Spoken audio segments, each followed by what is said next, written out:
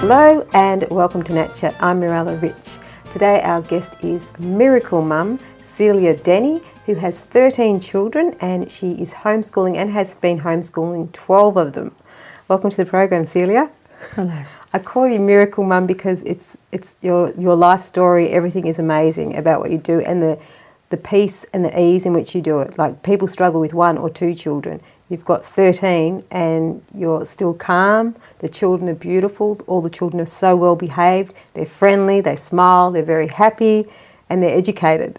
How do you do it? It grows. It grows on you.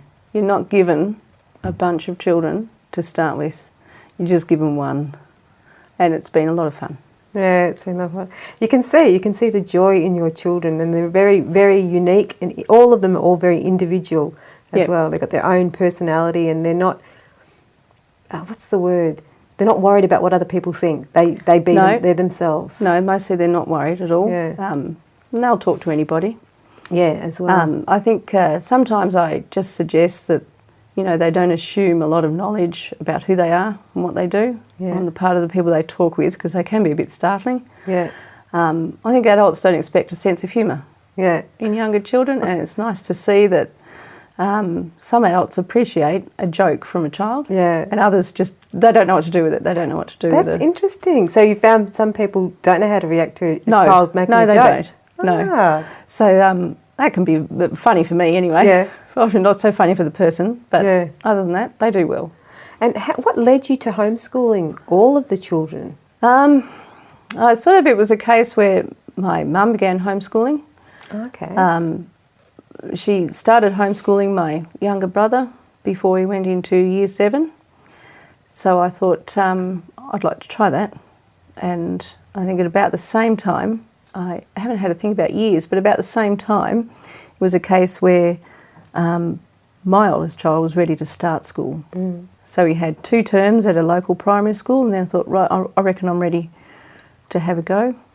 Mum had started homeschooling my 13-year-old brother and an 11-year-old sister, and she'd also had my sister Eleanor, who has Down syndrome. So obviously a different schooling experience was going to occur for her anyway. Yeah. So that was another thing that sort of pushed Mum into looking at homeschooling. Wow, and she also homeschooled the child with Down syndrome as well? Yep, absolutely. Ellie's a great reader. She's 26 years old and she can read very proficiently. Wow. And she's talked to anybody. So you kind of had first-hand experience with your mum homeschooling some of the children? Yeah, I wasn't homeschooled. I went through to year 12 at various schools, at state schools and private schools. And then Mum just wanted to do something different. And what was your impression of going to school? I was kind of pretty easygoing anyway. Experienced some bullying, particularly in early high school years. But because I can be a bit aggressive, I was able to respond in a way that, you know, that those who might have continued to make life hard just left me alone. And I had a couple of friends. I had my music. I really enjoyed playing the flute, so I'd do that. So I didn't feel the need for an extended group of friends, which was good because I didn't have any. But apart from that, I wouldn't say it was overly positive, but then I wouldn't say it was so negative that it drove me to homeschool my children. That's right, yeah. So you just decided, what was your idea of homeschooling based on? How did you come to the conclusion yourself? I don't know, honestly. Just sort of happened. Yeah, it did. It just happened. I figured I can do that. I want to do that. It looks like a lot of fun, you know. So I'd say that probably I should have done a little more research. I did tend to, I galloped into it a little. Yeah, threw yourself into the deep end. Yeah, that's right. So my oldest boy, Martin, was very much a guinea pig. He had all sorts of things tried out on him. Yeah. Probably some a little too early. Like I wanted to introduce him to science because I thought it was fun, and he just wasn't. He just not scientific. But we sort of ended up very history, English oriented, all of those sort of literature, which he did enjoy. So. And so, do you have like a school curriculum or a school sort of like times, hours? Well, how do you sort of run your day? School hours we do have. Yep. I try to start between 9 and 9:30. Yep. And we break for morning tea. Well, 11's is, at about 11. Yep. When I first started, I didn't have a curriculum, but I can read, and I can write, and I can maths. Exactly. So that wasn't going to be a problem, not for a 7-year-old. Yeah. So the thing I try to do is get them reading. Yeah. Just get them reading first. Yeah. And that's what we started as. And then I began to do some research after I'd already started. Yeah. And we chose what's called a classical curriculum, where the focus is on something like grammar. You start with not just English grammar, but the reasoning is every subject you want to study has got a series of facts you need to learn and master before you can do anything else. So that's when they talk about the grammar, they talk about the underlying structure of absolutely anything. And that's what we started as. So there's 3 components to that. There's the grammar component, which is mostly what we would call primary. Then you have a logical component, which is very exciting for a mum who's sort of homeschooled through all those primary years. You start to see your child question and look out and ask why. And that's a lot of fun. That's when you begin to look at a logical course, and that's about then you can introduce big concepts and ideas, and history can really start burgeoning and taking off. And then of course in the later years, when they're about 17, 18, maybe even 19, it moves into what we call rhetoric, where they begin to analyse and to examine from a sort of philosophical background the things that they've learned. Wow. And also some of them are already finished homeschooling and now they're off to college. So tell us a little bit about that. Martin's fully qualified as a shop fitter. He had an apprentice. He had no trouble with his apprenticeship or his training. Tom is 20. He's at Campion. He's studying a liberal arts degree. James has had to defer his because just financially he couldn't manage. So I hope he can earn some money and get back into his liberal arts degree next year. Okay, we're about to go to a break now. We'll continue in a moment. You're watching Nat Chat. Stay with us. We'll be back with more very shortly.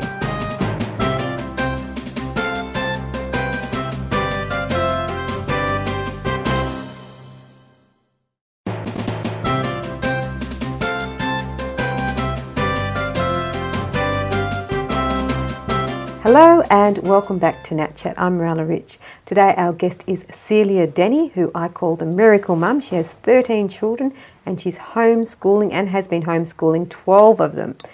Wonderful lady. So come and meet her. Welcome back to the program.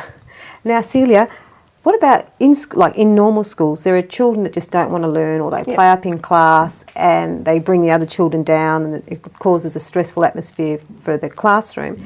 In homeschooling, what happens if the children don't want to learn? And you're trying we try to teach something them? new. Yeah. We try something new. There's no options for detention or expulsion or suspension for me. I have to solve the problem. I have some advantages. I'm formed the child. Yeah. So it could, it might just be a bad day. Yeah. I know that one of my sons isn't putting the reading together so well. It's finding those things he wants to read. At this stage it's Batman books, so it's books taken from the movie. Yeah. I'm not a huge fan. Yeah.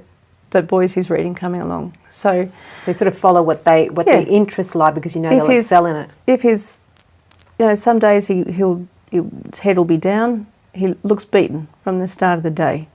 If I can pick up on those signs nice and early, I'll say, okay, what do you want to start with? What are you going to do first? And I'm able to do that. I've got the freedom to say, obviously today's not your day. We're going to try something different. So I'm fortunate. I can keep trying something new, something different. I can keep him on the same thing for a little longer. Yeah. So. And what would you say to mums who started the homeschool, or parents, fathers as well, have started the homeschooling regime, but then they found it got too much and then they stopped and they sent them all to school because they were stressed by it? Is there any advice you could give them? Try to solve the problem. Yeah. First of all, try to find out what it is. Often, if it's a bad day, I might be that problem, not my children. I've got to make sure that I'm doing everything I can. So if I know that I'm not feeling, it's not a great day, I'll cheer up. You know, or it's let's go do something different. Let's start with art this morning because we all like art. Let's start with something else this morning. Let's start with something different. Pick a subject you like best. We're going to start with that. So it's to change those. It's to change my attitude. And how do you have the energy to keep all 12 of them interested in what they're learning? Some of that's their responsibility. I can't be their. I can be their motivating force, but beyond a certain point, they have to be willing. And that starts, as any mum knows, any dad knows, it starts with young children make them willing to obey, to have a go. And to me, sometimes even if they don't want to be doing it, but they're obeying me, that's good. And the mood lifts, it really does. It lifts after a little time. And how do you deal with disobedience, as in any family, not even just homeschool families, like with children being disobedient? How do you get on top of that? It's a long-term thing, but it's about being consistent. It's about, don't assume that they know the rules to start with. You know, this is what we expect. When I start they might be 6 or 7 and we'll start formal education. Prior to that, they've learnt the alphabet, they've learnt their numbers, they've sat in the schoolroom and done pictures. I say, this is what you're expected to do. You've got a ruler and a red pen. You've got to rule up your page. You've got to put the date on it. You've got to put JMJ for Jesus, Mary and Joseph, and AMDG on the top. You put the date. This is how we write the date. So it's reinforcement and then it's consistency. What's AMGD? What was it? Ad Majorem Dei Gloriam, or for the greater glory of God. So just a Latin phrase that we pop at the top. I think the Jesuits are big on that one. Okay. So that's what we do. So it's set the expectations and then keep them to it. We have had recourse, as we were talking earlier, older kids, particularly boys, about 15, 16, 17, they can be a lot of fun in a schoolroom situation. It's so much fun, full of life, always got a joke, always got a funny line. But if you push them a little beyond that, what it means is they're not doing the work. Yeah. You push them a little beyond that, oh, I don't want to do it, I can't stand it, I don't want to do this again. That's right, 5 push-ups, you know. It's got to be 5 sit-ups or it's 5 like push-ups. The army. Yeah, like the army. So I tried this with Jim, but he's so skinny, he could sort of manage 1 push-up. And 1 push-up will do, just, you know. It breaks that monotony. I've still got some control. You know, they've got rid of some of that energy. Push-ups are hard. Yeah. They've got rid of some of that energy. Yeah. And that's interesting, and that helps? Yeah. Get them back on track again. It helps. Oh, yeah. That's good. I mean, yeah. Or being enthusiastic. Sometimes enthusiasm doesn't help from me. Yeah. Oh, you know, it's quadratic trinomials. What's not to love? Yeah. You know, nothing. Nothing lovable about quadratic trinomials. I like them. I like the way they work out, but I've never been able to get any of the boys or Emily enthusiastic about that. Yeah. And so what do you do when you can't get them enthusiastic about something that a subject that's really boring? Yeah. You just have to see it through. Some of the things you just have to do it. Yeah. You have to obey because if you can obey, you'll be okay. Yeah. That's a good line too. It's a poem. Well, it's a rhyme. Intentional. So if they don't obey, then it's like 50 push-ups or what? 20. Not that many. Push-ups. Be there all day. I'm thinking of the army. They go drop and give me 20. Drop and give me 50. It's a task to do. Yeah. Okay. Move away from your desk. I'd like you to clean the kitchen. Can you peg the washing up? Do something different. So when you do something different, so just change what's going on. We'll come back to this later. I'll help you. Because how would you have the energy to go, like, if they're having like a tantrum or whatever, they don't want to do something, even just like normal families, not even homeschooling, they don't want to do something that you've asked them to do for whatever reason, or they want to do something their own way and it's not the way you plan the day. How do you deal with situations like that? That can be frustrating. If it's particularly first thing in the morning, it could be a bad attitude. There's a couple of us, me included, we're not morning people, but we work best in the morning. So it's a case of, right, child X, I want 3 Hail Marys from you, you know, or offer this up in prayer. You have to do it. you just have to accept that you have to do it, and that they will eventually do it. If a couple of times it's been a poor standard, so I've said you're going to have to do it again. I can be a bit of a marshmallow in terms of that. If I was tougher, it'd be easier, I think, on me. I don't like to say, but it's been a case where, right, no morning tea break, no lunch break, until this is done to a standard. So really like a school teacher. So you've learnt to be a school teacher. We have to go to a break now. Yep. You're watching Nat Chat. Stay with us. We'll be back with more very shortly.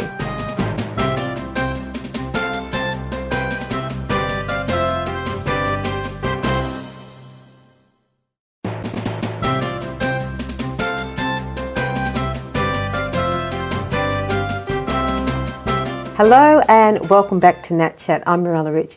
If you've just joined us, we're here with Celia Denney, who has 13 children, and she's homeschooled and homeschooling 12 of them. A few of them are off at uni already now. Welcome back to the program, Miracle Mum, so I call you.